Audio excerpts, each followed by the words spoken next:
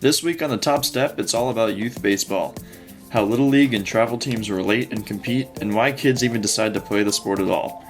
We're joined by local Little League experts for a great conversation, so stick around.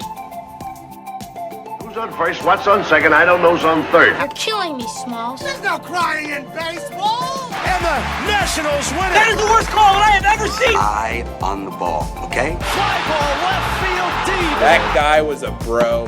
And his name is Dan Ugly. Let's go Bucks. Drive! Deep left field! Going! Let's go! Beckett picks it up, tags Posada, and the Florida Marlins are world champions.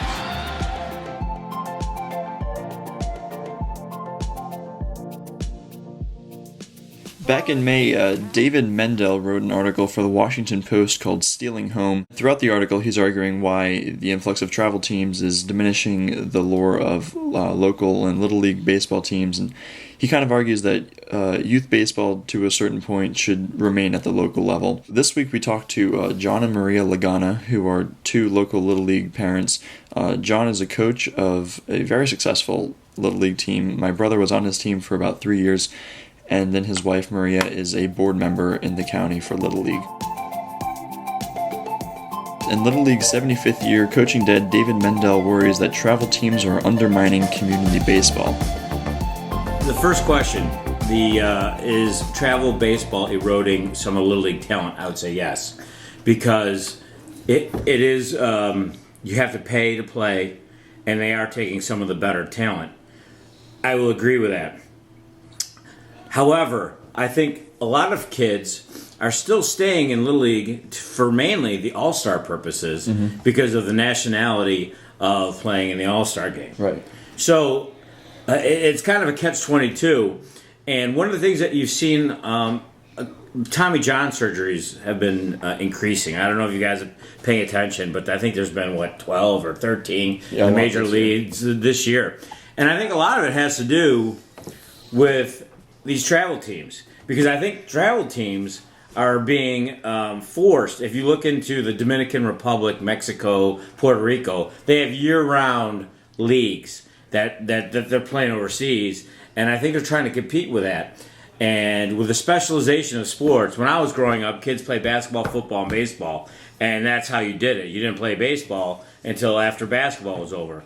Now you got kids playing baseball year-round, and I think your arm, as far as pitchers go, and catchers, they need a break. And you'll see now that Little League's been more stringent on pitch counts, and especially for pitchers, but also catchers. So if you catch 4 innings, you can't pitch. If you throw over 41 pitches, you can't catch.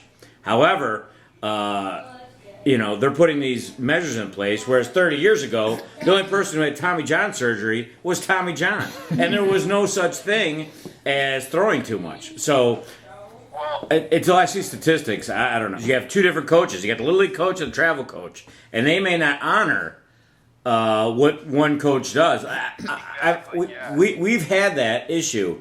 And we know, hey, we've had in the past kids who played travel ball, and it's incumbent upon the parent to say, hey, little Johnny has just pitched, 78 pitches in his travel game, and I will okay, now he's either playing shortstop or outfield or whatever, because now I can't use him as a pitcher. So it could be a detriment as far as for the team.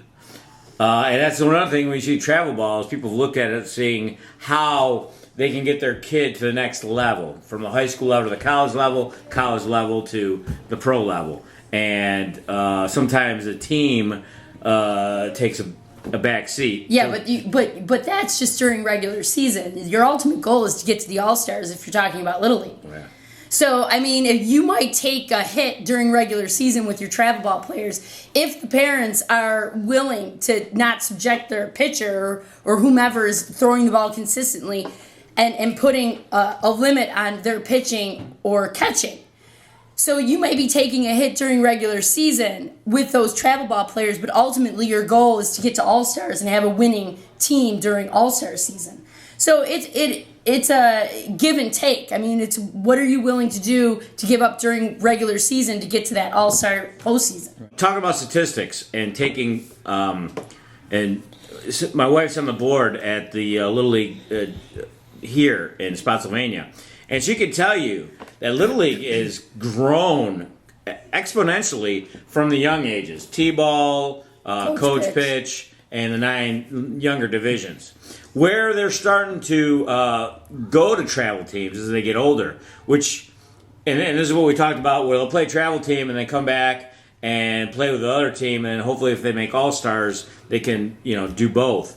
But you'll see at the younger divisions, I guess the pyramid is not where it should be, meaning you kind of wish those kids would stay all the way through, but they're starting to leave at, 10, 11? Yeah. Mm-hmm. So that, I think, hurts Little League more because they get the foundation and then they go off to travel.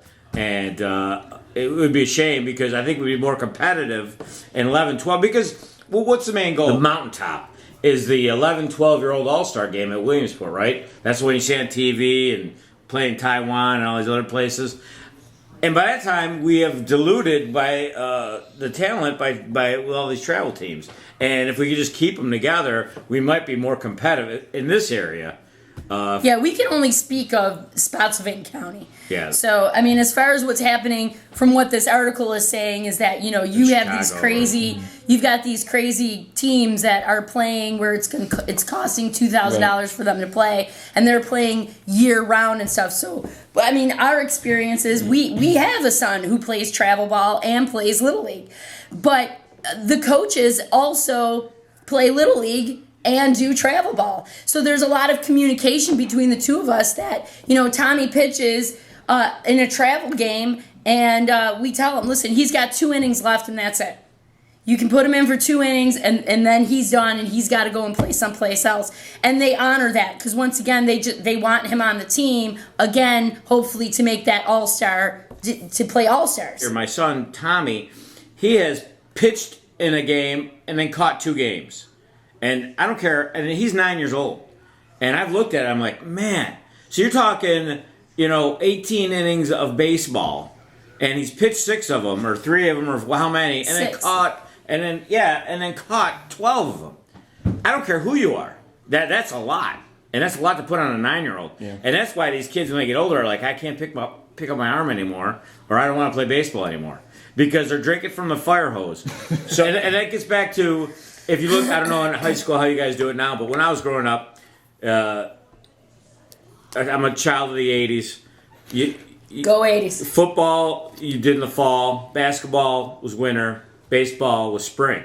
And you used all those sports to get into shape for the next sport. And that's how we did it. So we didn't play year-round, but that's how it was expected. Now... Well, we also are from Buffalo, so, I mean, it wasn't an option to play baseball all year round. That's true. But... Even if we could, we wouldn't because you weren't allowed. But now it's almost like if you play baseball in high school, that's your sport. If you play football, that's your sport. Because I was a JV coach at Massaponax, and the football team, this is baseball season, they were out doing scrimmages, flags, weight room, and this is, baseball season. And I'm like, what are these guys doing? And that was the football team. Now, they're a good football team, but...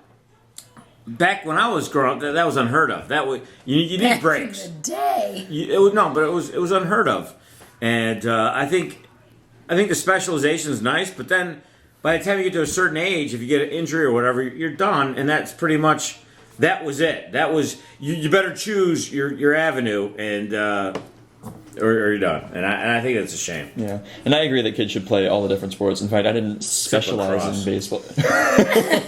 You hear that, Paul? Lacrosse or soccer. What a waste. Especially lacrosse. Yeah, and tell me about it.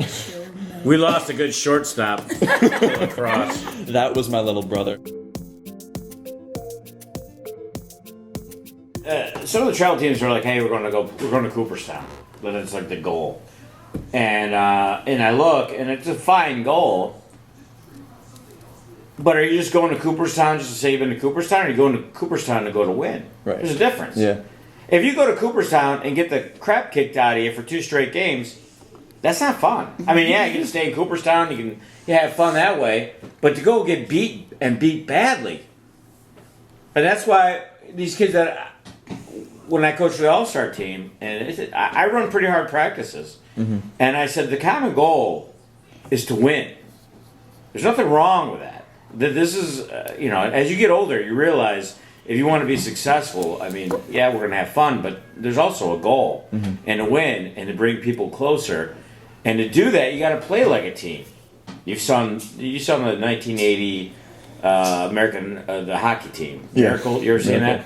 They didn't get the best players. They got the best team chemistry, and that usually is what wins World Series, championships. It's the best team. You can grab the best players. You're not necessarily going to have the best team. And that's one thing, when you play as a team and you understand it, you can't teach chemistry. And getting back to that article, a lot of people are like, well, I'm playing with the best players. I'm going to get noticed. I don't know what the key is to get noticed to play college or professional ball. I don't know what that is, and no one's ever told me.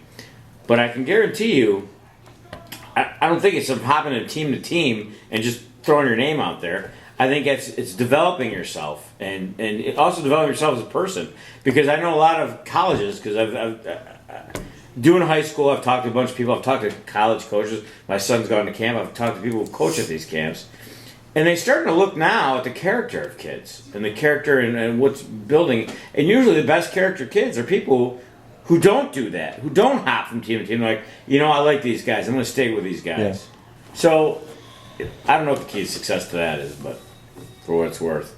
I think if you are destined to be playing in MLB, yeah, it's true. They'll find you. Yeah, that's a good point. If you can throw 100 miles an hour, somebody's going to find you.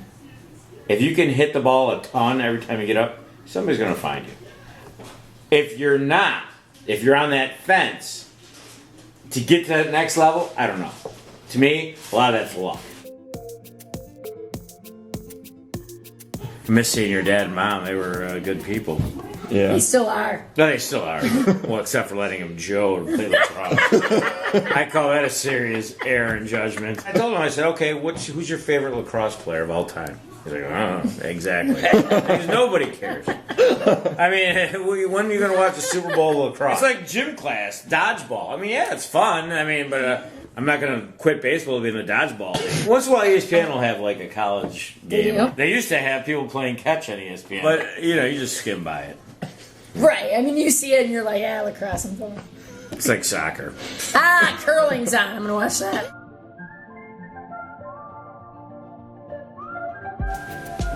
So I'm joined now by my brother Joe, who played on Mr. Lagana's Little League team for 3 years. And you enjoyed it, right? Yes. What positions? Shortstop, second base, catcher. So this year you switched to lacrosse. And can you just kind of explain a little bit why you decided to switch? Well, it looked fun when my brother Charlie played, and so I wanted to know what I was going to play in high school, so I tried lacrosse, and I really enjoyed it. It was a lot more fun because you get to run around a lot more. There's not as much downtime. It's not boring at all. So did you hear what Mr. Lagana said about you playing lacrosse? Yeah, he said it's like dodgeball. Well, dodgeball is actually physical and you actually run, unlike baseball. But I mean, you throw just like baseball. It's very similar throwing action. Yeah, you don't have a stick. You dodge. What's that quote from dodgeball? If you can dodge a wrench, you can dodge a ball. If you can dodge a wrench, you can dodge a ball. How about lacrosse? So you can dodge a person, then you're in good shape. I guess that is good. Yeah. Right? You like hitting people in lacrosse? Well, I don't really hit that many people because I play attack, but I have hit a few people. Okay. It's pretty fun. Mr. Lagana also mentioned that he asked you who your favorite lacrosse player was, and you couldn't name one. Paul Rabel. You said Paul Rabel? I might have said Rob Pinnell. Who's that? Rob Pinnell. Rob Pinnell. He's a player for the New York Lizards. The New York Lizards. MLL team, yes. Major League Lizards? Major League Lacrosse. Major League Lacrosse. There is such a thing. Well, that about wraps up our podcast, so thanks, of course, to the Laganas for joining us and talking about Little League and travel baseball. Thanks to my brother Joe for talking about baseball and lacrosse. And unfortunately, Paul couldn't join us due to technical difficulties, but he'll be back for the next episode. So thanks for joining us on The Top Step.